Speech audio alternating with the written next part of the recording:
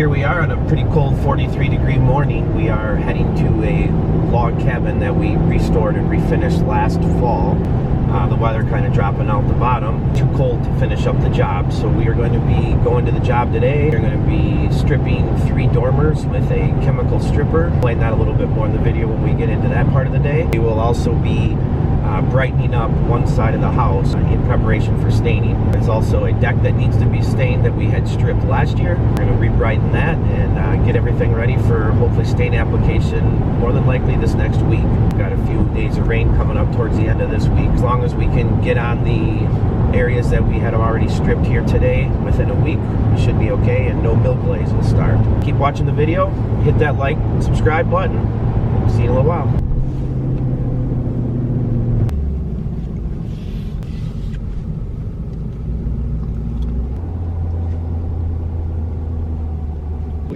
We are getting ready to strip the 3 dormers that I mentioned earlier in the video. It has a current Sikkens finish on it. As everybody knows, in the log industry is a very tenacious coating, more like a nail polish. Strips off pretty tough. We are using Woolman Deck Bright. I'm going to spray apply it to all the fascia boards, the logs, strip everything here. Pre-wet the windows as you'll see in the video so the stripper doesn't attack the paint on the windows. The stripper dwells for about 20 minutes and then we'll rinse it off. You can see here, it's a very hard tenacious finish. We'll spray our stripper on, let it sit, hot water wash it off, 40-degree fan, 180-degree water. Here we are with the Sunbelt TZ50 lift. This is a tow-behind lift that allows us to get into areas such as this that's kind of tight spots, tight quarters. Everything up top of the roof we can reach off the roof, but these 2 dormers on each side we're definitely going to want to use one of these TZ50s. As you can see, they're self-leveling here. If you pull it to where you want to go, it'll self-level itself out. One of the real important things here is this wheel. You only want to get the self-propelled ones. So not all of the tow-behind lifts are like this. So the TZ allows this to go up against the tire and I can actually drive this real slow around to where it's got to go next. The whole process and the whole reason for this is that we didn't want to hurt this person's lawn. Some of the videos, perfectly manicured, looks really, really nice. We just wanted to make sure that we didn't cause any damage. We can safely get up to the area that we need to get up to.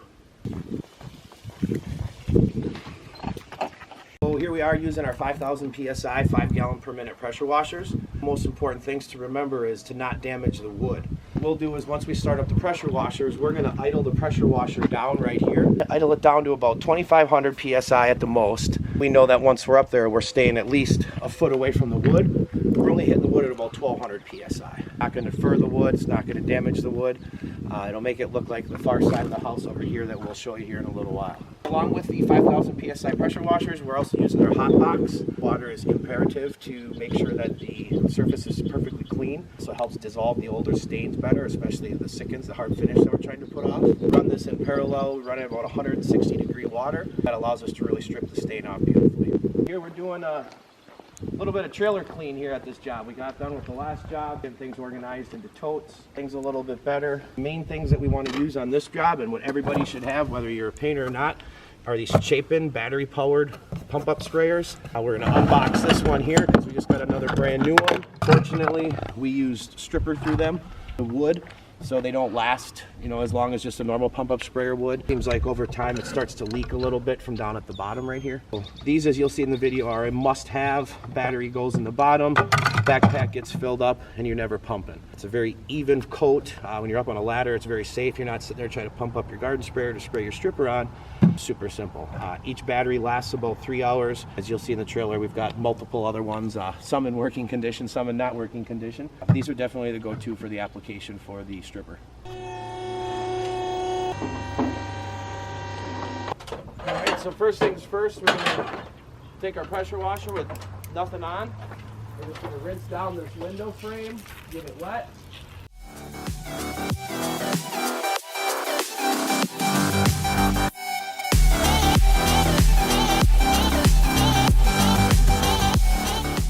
Here we are, we're going to apply the deck strip stain right now as we speak. Upwind from it. Slowly saturate the surface. I recommend starting from the bottom to the top, but since this is such a small area, it won't have time to dry or streak.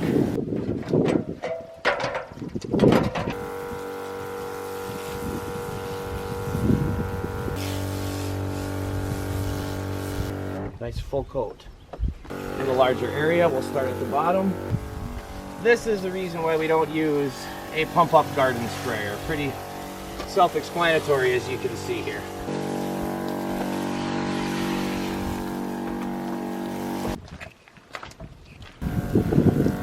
Right now I'm just stripping the areas that I'll be able to wash in a short amount of time. So I don't want to go balls crazy and do the whole thing, because then the stripper will dry. So that's why I'm going to leave this side here that's right behind us. Now we'll be able to see, once I actually hit this with a little bit of pressure, the stain's already going to get eaten off. So focus in right here.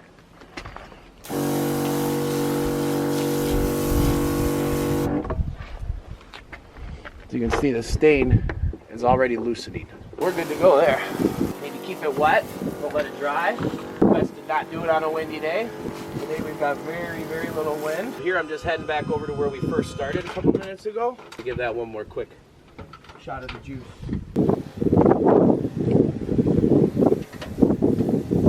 don't want to wash it off too fast. Zoom in right where my tip is. You can see where the stain's coming off right there already. That's raw wood right there. So the rough areas on the fascia board, that's not a smooth log. Anything that's rough usually takes multiple coats, 2 or 3, just keeping it wet.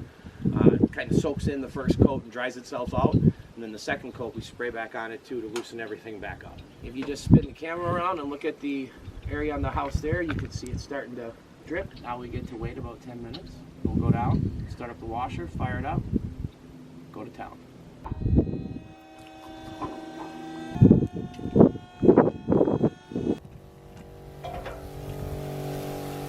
This stuff is drying out a little bit.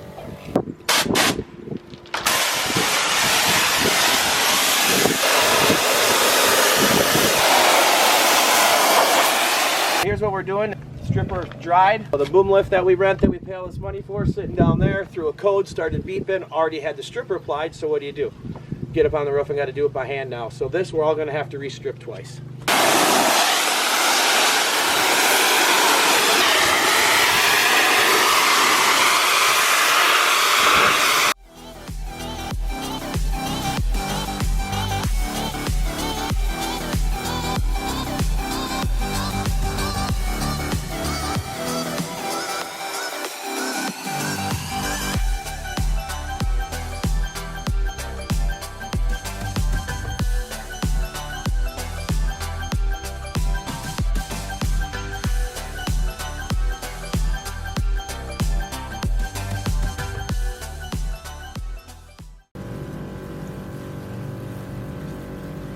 Here we got our stripper applied, our first coat.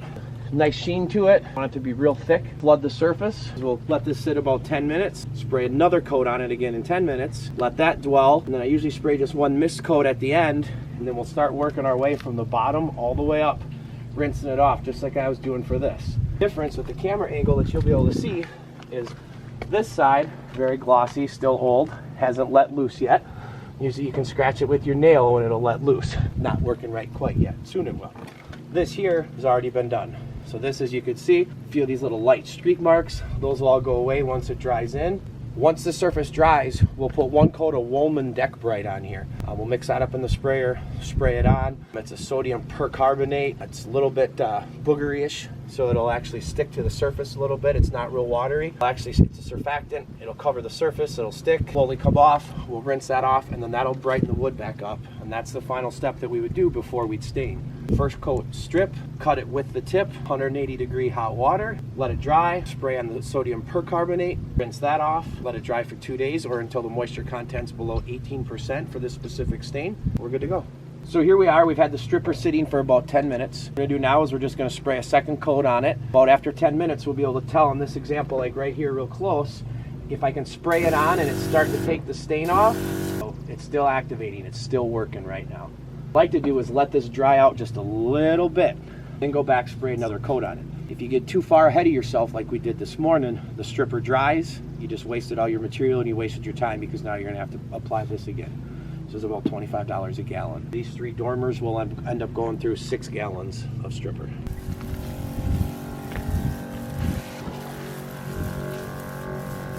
Here we are, it's only been about 3 or 4 minutes at the most since I sprayed that second coat on. Let's take one of our tips so we can see. It's all coming off. It's the top coat of the Sikkens 2-3, not the Cetal 1 that when this house was built it had the Cetal 1 penetrating. This is the top coat of the Sikkens.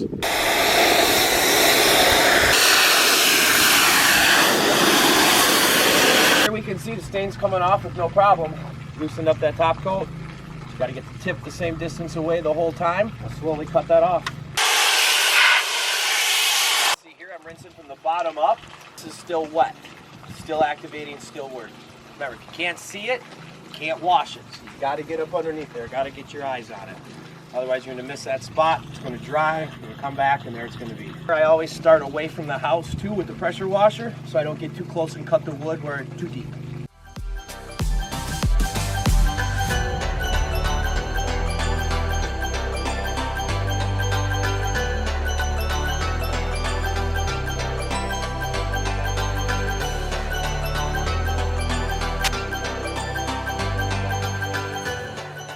Now what we're going to do is we are going to re-rinse everything down one more time. The stripper is live aced. Well, the best thing to do is a lot of water. That's why we use our 5 gallon per minute pressure washers too, instead of just the smaller little ones that you can rent. Just a lot of flow, a lot of gallons, a lot of flushing. Goes a lot faster.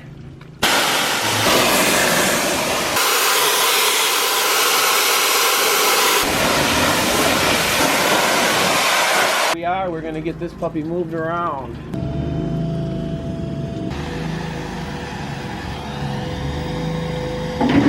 So one really important thing when we're always using these lists to remember is that these always have to be down here and as well as down here where there's the triangle. These have to be down in order to get the outriggers to come back up. Real common mistake. Another part that needs to be in is this top jib mast boom also needs to be totally in. Make sure that I got her in there. Yeah. She's tight now. Another thing I want to do is I'm going to drive this thing out right now, so I want to make sure that I turn this wheel to the direction that I'm going to be going to start.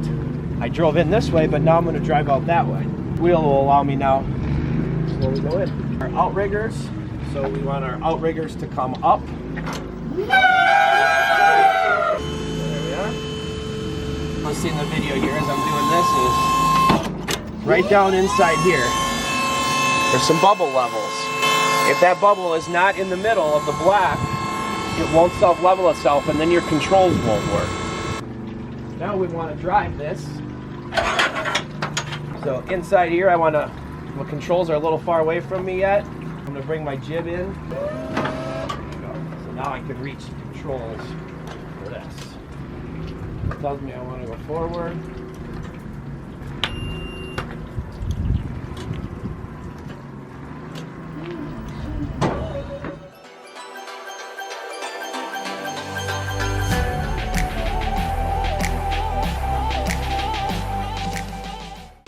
Hey, so today, just a little recap. We mobilized to the log house we restored last fall, and then the weather cut us short. We had to come back this spring and finish up a few things. Hopefully you really enjoyed the videos that we had of as far as how the stripping goes, the before and the after. Anybody in the industry knows, or anybody that wants to get in the industry knows, you always got to do a sample with the stripper before you commit to the job.